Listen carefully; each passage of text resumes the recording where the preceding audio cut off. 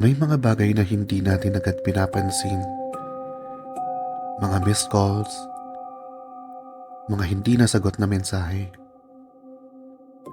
Mga simpleng bagay na ipinagpapaliban natin dahil iniisip nating may oras pa. May kasabihan na ang tao raw ang pinaka nagsisisi sa mga bagay na hindi niya nagawa. Sa mga salitang hindi niya nasabi, sa mga tawag na hindi niya nasagot. At marahil kaya maraming kwento tungkol sa mga huling paalam ang nananatili sa alaala ng mga tao. Dahil minsan, hindi natin alam na huli na pala iyon. Ngayong gabi, may isang liham tayong natanggap mula sa isang tagapakinig. At sa lahat ng karanasang natanggap natin dito sa mga bulong ng gabi, ito marahil ang isa sa pinakatahimik. Walang multo, walang anino, walang kakaibang nilalang. Pero pagkatapos kong basahin ang liham na ito, matagal din akong hindi nakatulog. Dahil naisip ko, ilang tawag na kaya ang hindi natin sinasagot sa pag-aakalang maaari naman natin silang balikan mamaya. Ako, si Kuya Eli. At ito, ang mga bulong ng gabi. Patayin ang ilaw, isuot ang earphones, at samahan niyo akong pakinggan ang kwentong ipinadala sa atin ngayong gabi.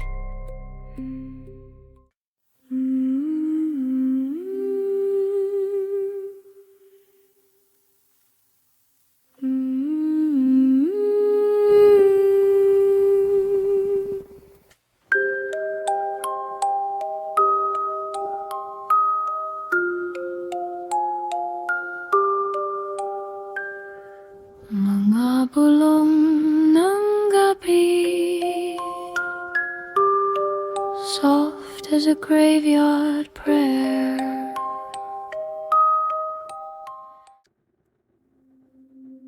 Magandang gabi mga kabulong. Pwede niyo po akong tawaging Jen. Noong 2023, nagtatrabaho ako bilang nurse sa isang ospital sa Quezon City. Night shift ako noon. At dahil sobrang busy, normal na sa akin na minsan ay hindi ko agad nasasagot ang mga tawag.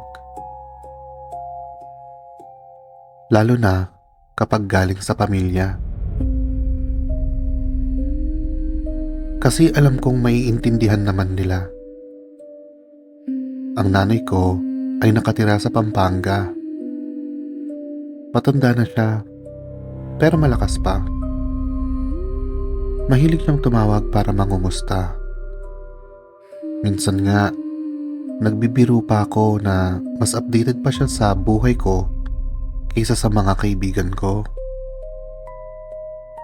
Noong Oktubre ng taong iyon, 3 araw kaming halos walang pahinga sa ospital. Maraming pasyente, maraming emergency, at halos wala na kaming tulog. Bandang 12:00 ng madaling araw, habang nasa station ako, napansin kong 3 beses akong tinawagan ng nanay. Hindi ko nasagot. Nag-message pa siya, pero hindi ko rin nabasa agad. Ang naisip ko noon, tatawagan ko na lang siya pag uwi. Bandang 5:00 ng umaga, pauwi na ako. Habang nasa Grab, nakatulog ako. Pagdating sa apartment, nakita kong may missed call ulit mula sa nanay. Napangiti pa ako. Sabi ko sa sarili ko, mamaya ko na siya tatawagan. Pagkagising ko ng tanghali, mahigit 20 missed call na ang nasa cellphone ko. Pero hindi galing sa nanay. Galing sa kapatid ko.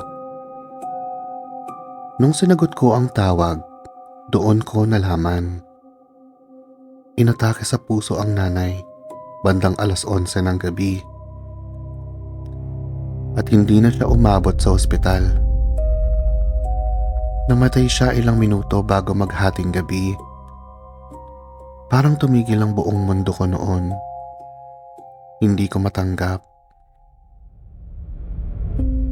Ang una kong ginawa ay tignan ang call history. At doon ako lalong nalito. Ang huling tawag ng nanay ko sa akin ay 12:43 a.m. Mahigit 40 minuto matapos ideklarang wala na siya. Akala ko nagkamali lang ako ng tingin. Pero malinaw na malinaw ang oras. 3 missed calls. 12:43 a.m. 12:51 a.m. 1:02 a.m. Hindi ko yun sinabi kahit kanino. Baka bug lang sa cellphone. Baka delayed lang. Sinubukan kong kalimutan. Pero hindi ko maalis sa isip ko ang mga tawag na iyon. Hanggang isang gabi, halos 2 buwan na ang nakalipas noon. Pagod na pagod ako galing duty. Habang nagluluto ako ng instant noodles sa apartment, bigla kong naamoy ang paborito niyang linuluto tuwing may sakit ako noong bata pa ako. Arroz caldo. Napahinto ako. Imposible. Mag-isa lang ako sa bahay at noodles ang niluluto ko. Ilang segundo lang yung amoy. Pagkatapos, nawala rin. Hindi ako natakot. Sa totoo lang, umiyak ako. Dahil unang beses kong naramdaman ang sobrang pangungulila. Mula noon, may mga pagkakataong napapanaginipan ko siya. Hindi siya nagsasalita. Wala siyang sinasabi. Nakangiti lang siya. At palagi akong nagigising na umiiyak. Minsan iniisip ko kung epekto lang ba ito ng guilt dahil hindi ko nasagot ang mga tawag niya. O baka normal lang talaga sa mga taong nawalan ng mahal sa buhay na maramdaman ang mga ganitong bagay. Hanggang ngayon, hindi ko alam. Pero may isang bagay akong sigurado. Simula nang mawala ang nanay ko, wala na akong pinapalipas na tawag mula sa pamilya. At sa tuwing may pagkakataon akong umuwi sa Pampanga, dumadaan pa rin ako sa paborito niyang karinderya. At paminsan-minsan, umuorder ako ng arroz caldo. Hindi dahil gutom ako, kundi dahil pakiramdam ko, may bahagi ng pagkatao niya na nananatili roon. At siguro, yun naman talaga ang ala-alang hindi nawawala. Nag-iiba lang ng paraan ng pananatili.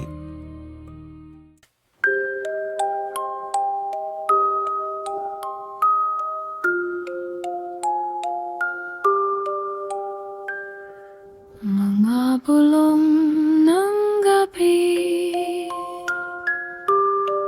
soft as a graveyard prayer. Ayon sa mga grief counselors, normal sa mga taong nagdadalamhati ang makaranas ng tinatawag na bereavement experiences. Kabilang dito ang pag-amoy ng paboritong pabango o pagkain ng yumao, panaginip na tila totoong totoo. Pakiramdam na kasama pa rin sila. Hindi ito nangangahulugang may paranormal na nangyayari. Sa maraming pagkakataon, bahagi ito ng natural na proseso ng pagdadalamhati. Maraming salamat sa pakikinig sa mga bulong ng gabi. Sa personal lang, ito ang isa sa mga kwentong pinakamatagal kong pinag-isipan matapos basahin. Dahil minsan, ang pinaka nakakatakot ay hindi ang multo, kundi ang panghihinayang. Kaya kung may magulang ka pa, kung may taong mahal mo pa, baka ngayon na ang tamang oras para kamustahin sila. Hindi natin alam kung kailan magiging huli ang lahat. Kung mayroon ka ring karanasang hindi mo pa rin makalimutan, ipadala ang iyong liham sa mga bulong ng gabi. Baka kwento mo na ang susunod nating itampok na episode. At kung nagustuhan mo ang ating kwentuhan ngayong gabi, huwag kalimutang i-follow ang mga bulong ng gabi sa Spotify. Mag-subscribe din sa ating YouTube channel at i-follow kami sa Facebook, TikTok at Instagram. Ako si Kuya Eli, at tandaan, hindi lahat ng multo ay nakakatakot.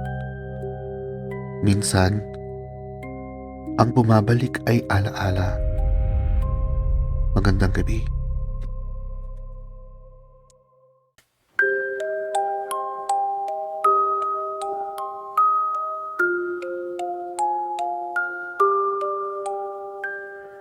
Mga bulong ng gabi,